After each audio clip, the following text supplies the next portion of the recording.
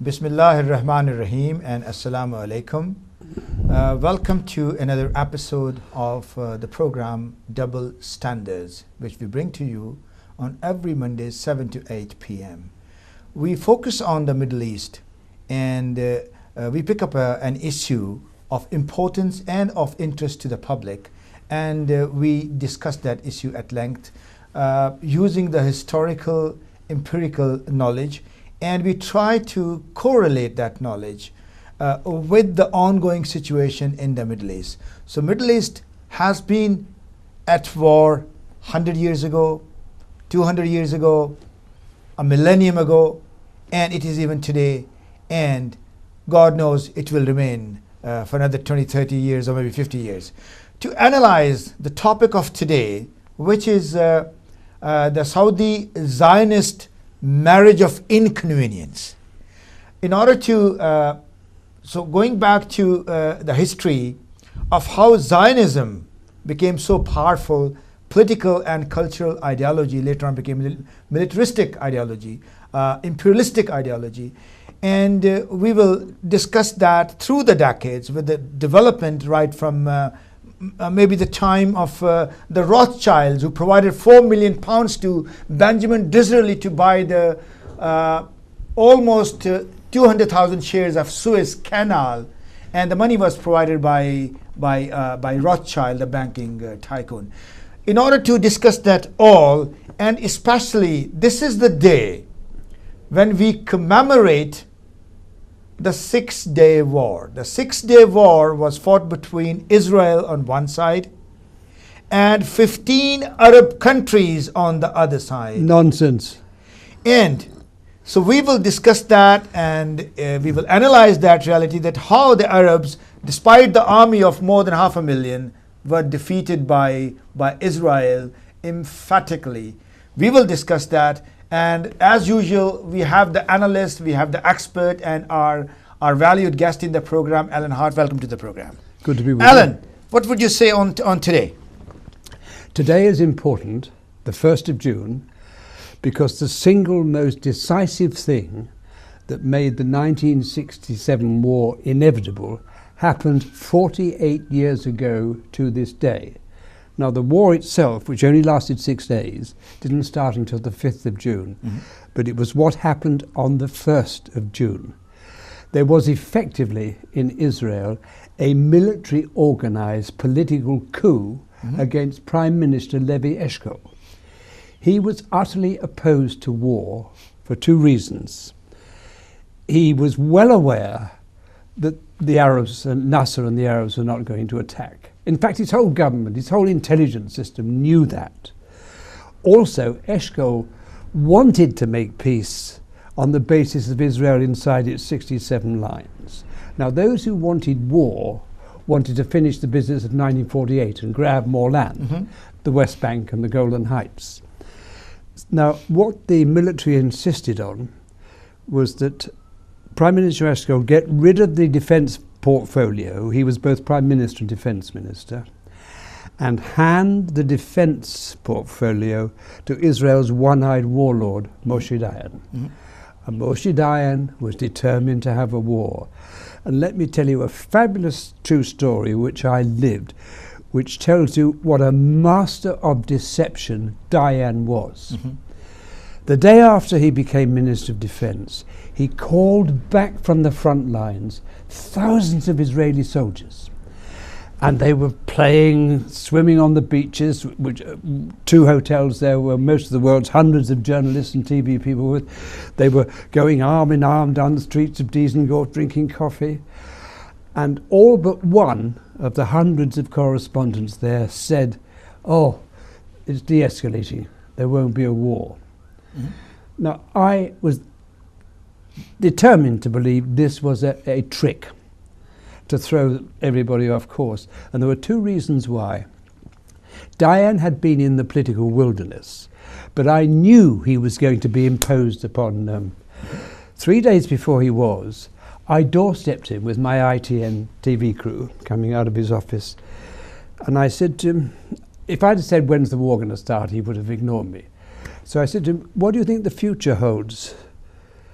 And he stopped laughed and he smiled and he made that gesture and he said, "The desert is beckoning." But one more thing.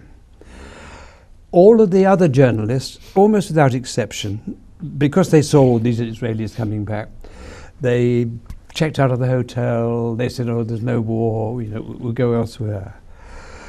But my gut said, no, there's going to be war.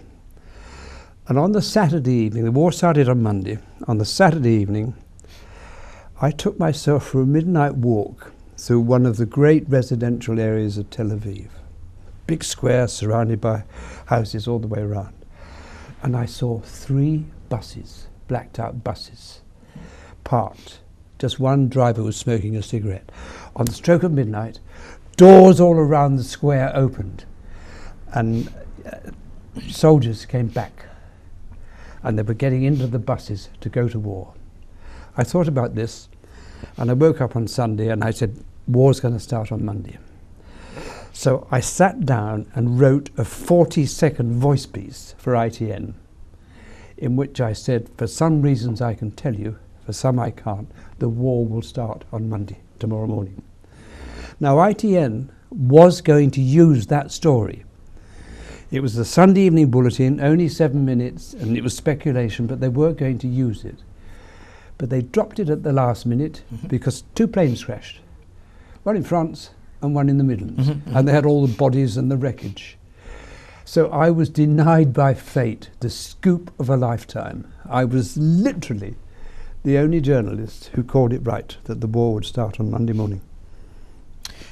We always, whenever we talk about the war, we discuss about the strategy, the tactics, deployment, weapons and arms, leadership, political decision making, and the speed with which the war is fought. That's the key. Now, the 6-day war, but it was a decisive war to some degree.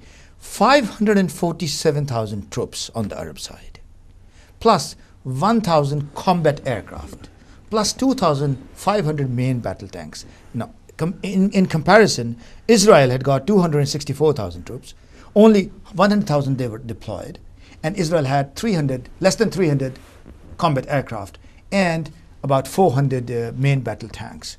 But what the result was, just under 1,000 casualties on the Israeli side and 26,000 casualties from the Arab side. So was that a war which the Arabs, they planned to lose? The Arabs never had any intention of attacking Israel in '67.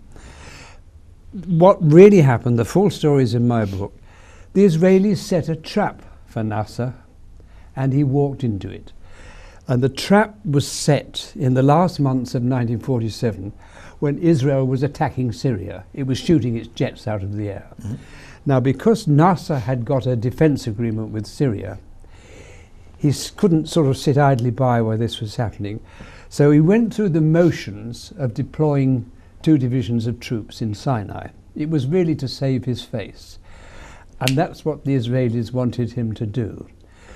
But let me tell you, every single member of that Israeli government and intelligence service knew there was not going to be an Arab attack. And I'll give you just one quote. I quote dozens of them in my book.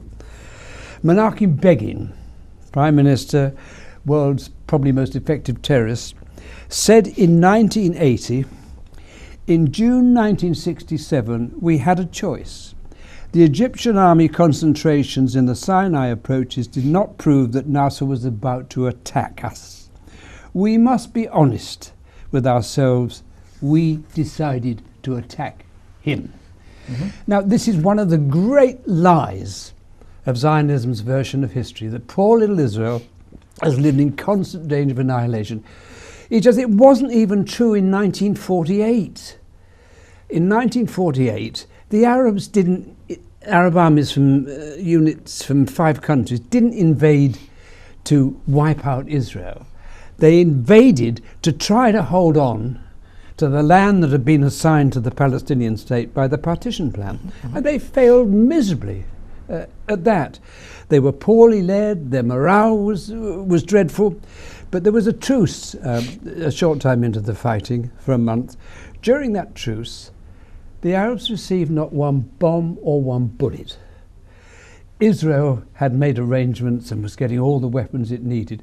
And when the fighting resumed, I bet none of your viewers know this, when the fighting was resumed in 1948, it was 20,000 poorly armed, badly led Arabs against 80,000 well-armed IDF. Israeli Jews.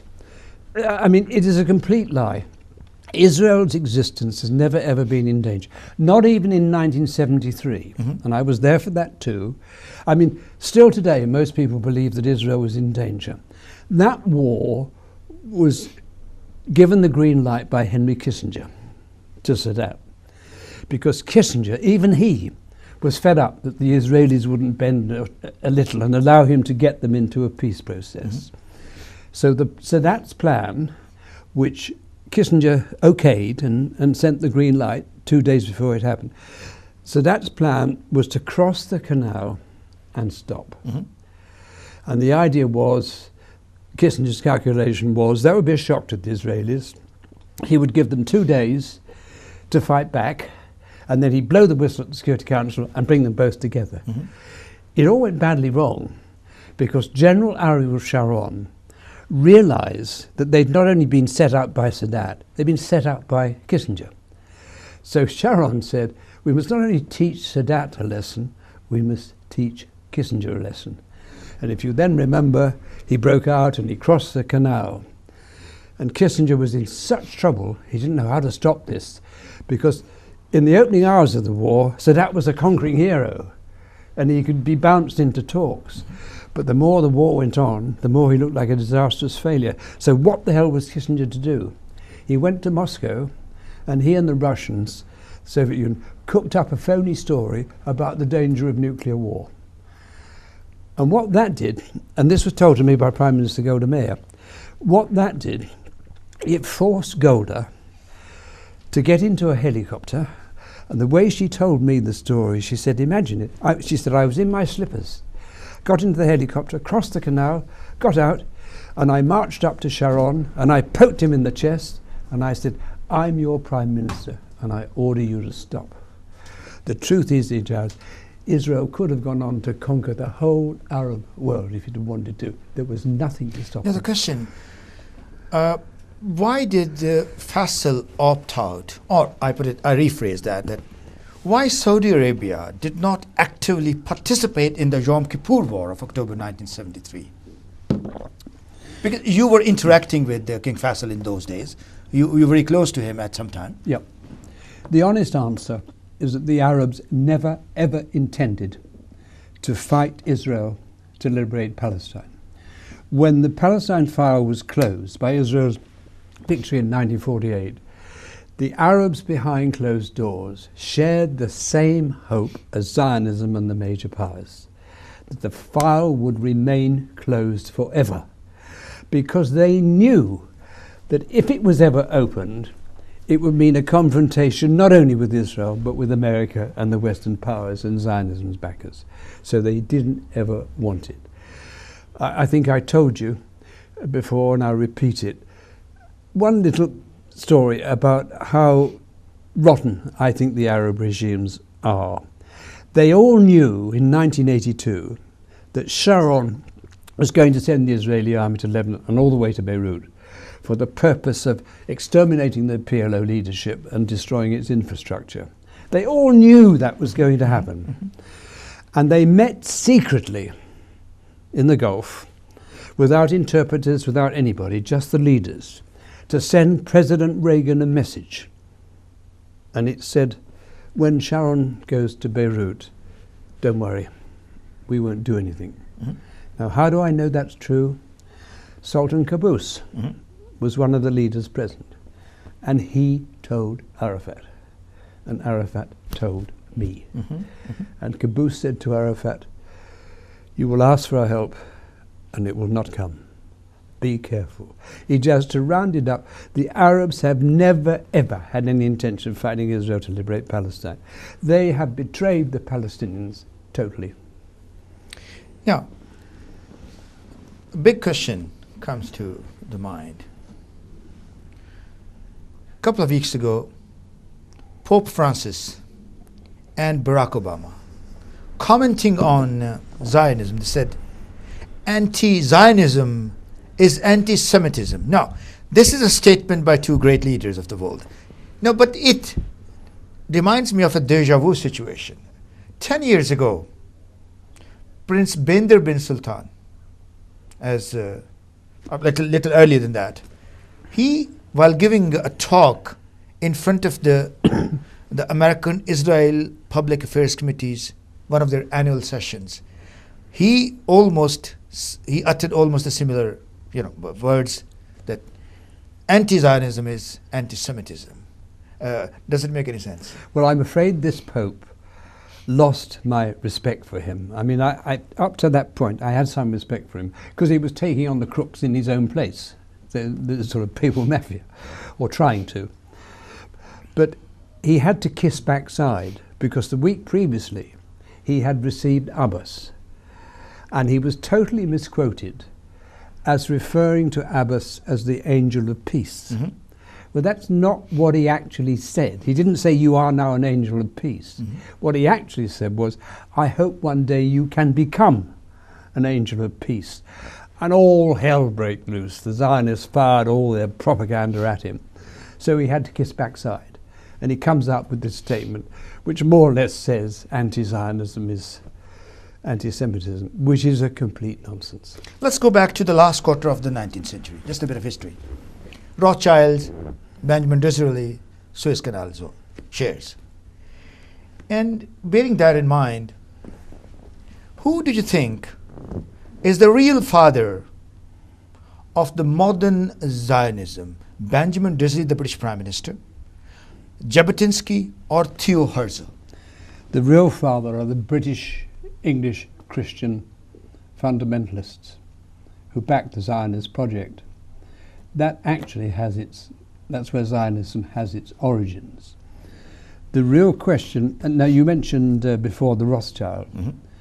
For 2 or 3 centuries, they spent hundreds of millions funding wars throughout Europe, mm-hmm. and funding both sides. But leave that to one side. The real point is this.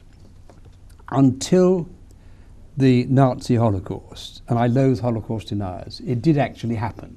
Whether it was 6 million who were killed or 2 million is irrelevant. There was a genocide of Jews and many others.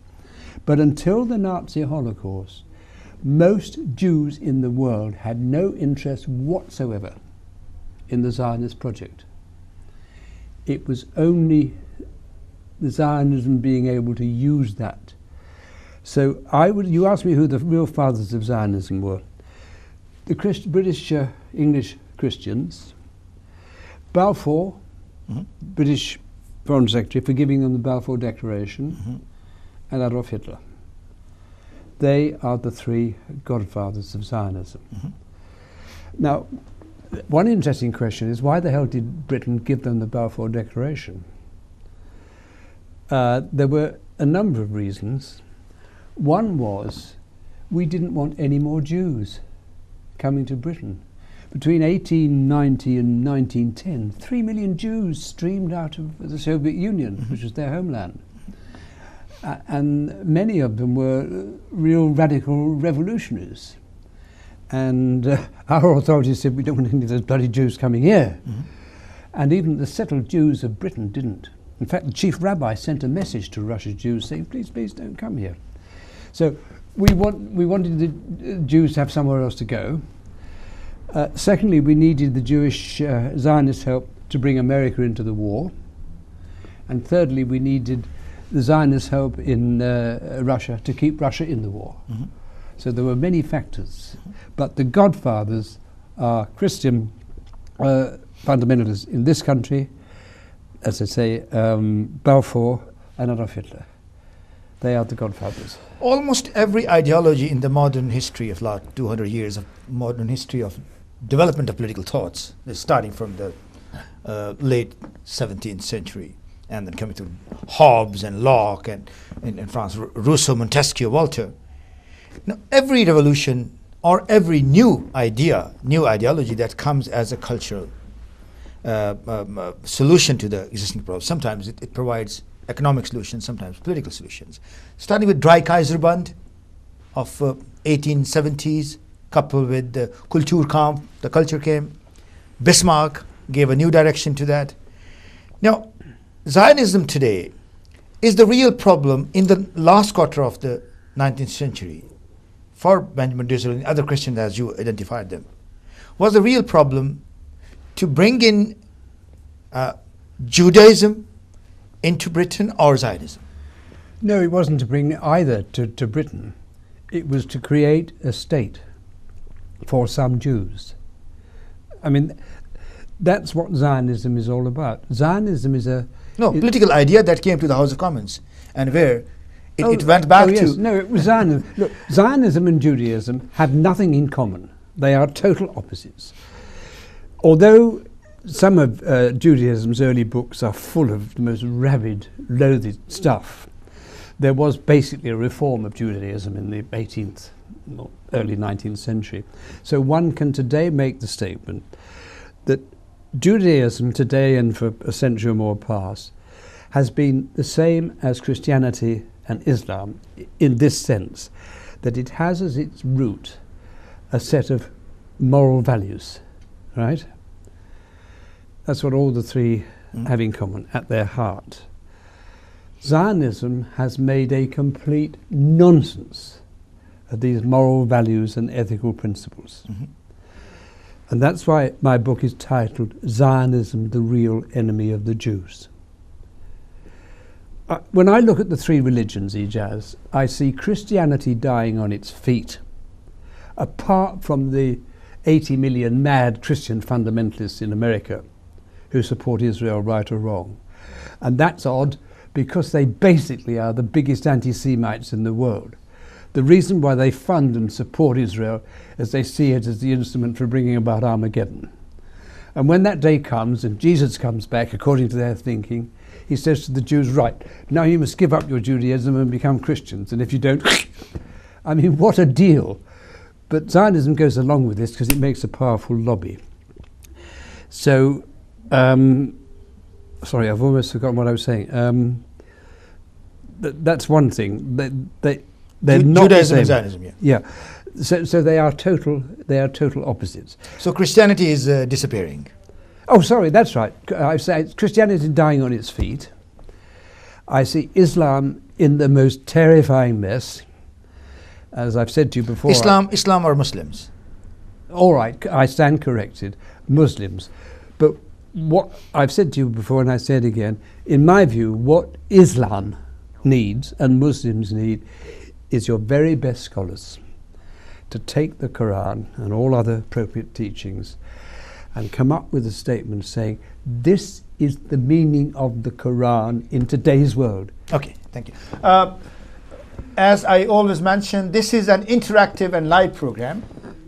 We take a short break now, but when we come back after the break, you will be invited to make telephone calls to ask any question from Alan Hart, or pass your comments and share your knowledge, valuable knowledge with us on this issue today.